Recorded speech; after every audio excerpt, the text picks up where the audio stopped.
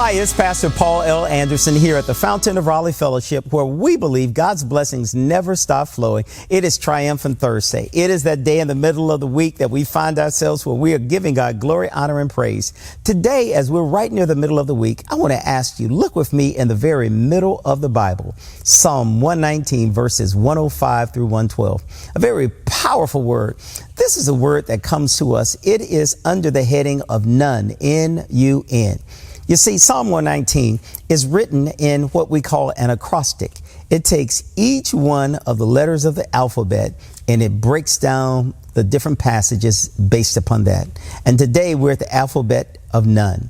He talks about how the word of the Lord guides his feet and guides his path. You know, it's important for us to know that as we walk, we need to have a light that will guide us. You know, I remember as a child, we used to sing the song, lead me, guide me all along the way. Lord, if you lead me, I will not stray. Lord, let me walk with thee each day. I want to walk with you. You know, it's important that we realize that God has made us promises, and his promises and his provisions are within his word. Psalm 119, verses 105 through 112, lets us see that God will guide us. He will guide our feet. Notice he says he will be a light to our path. It is important for us to know that God will show us a portion of the future, but he never lets us see it all. You know, I'm convinced that if we could see it all, we would probably not do some of the things that God has called us to do, or we will find ourselves rushing through the moment and not living in it. You know, this text begins to help us to know that God promised what he would do for us.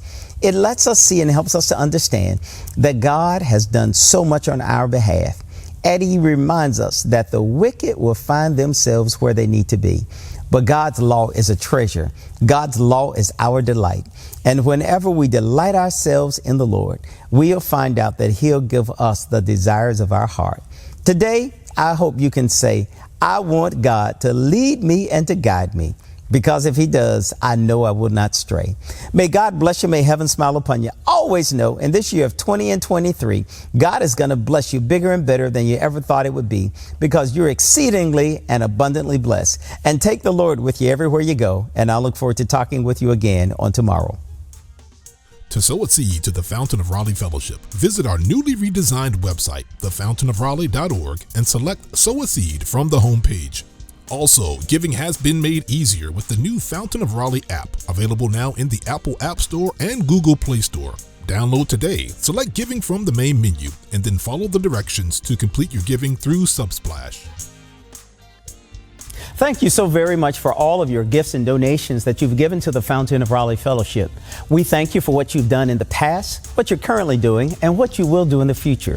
Your gifts and donations helps us to spread the gospel of Jesus Christ, not only locally, but throughout the world. Thank you again for your gifts, and may God continue to richly bless you. It is here at the Fountain that we believe that we are exceedingly and abundantly blessed, and may you receive those blessings that God has in store for you.